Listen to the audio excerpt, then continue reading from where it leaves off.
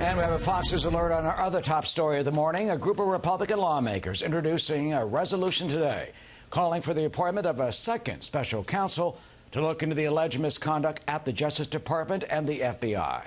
They also want to find out how officials decided to end the Hillary Clinton email investigation.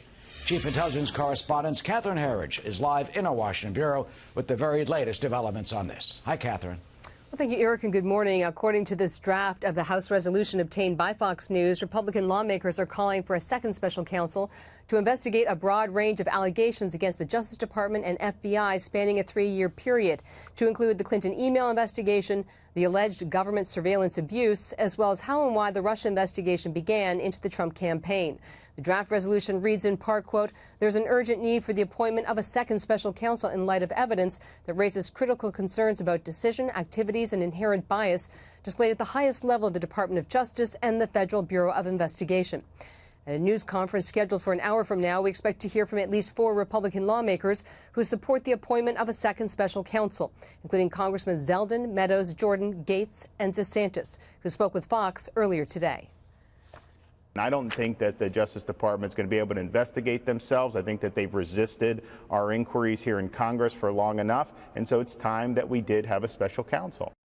And many of the same Republicans want all records related to the Justice Department's watchdog investigation into the Clinton email case declassified as soon as possible, Eric. And Catherine, what's the status of the White House meeting later this week with John Kelly and others on these allegations?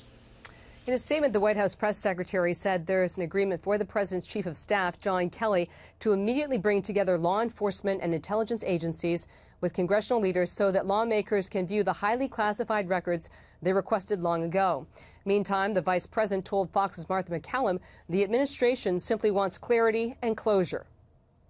The president, I think, is grateful that the Department of Justice is going to have the Inspector General look into it and determine and ensure that there was no surveillance done for political purposes against our campaign. Source close to the matter tells Fox News that the Republican chairman of the House Intelligence and Oversight Committees, Devin Nunes, and Trey Gowdy want a discrete set of records, about 200, related to an intelligence source and whether that source's work was used in the Russia case or to obtain surveillance warrants on Carter Page, a Trump campaign aide. On the Senate floor yesterday, the minority leader said the president's call for a parallel investigation set a bad precedent.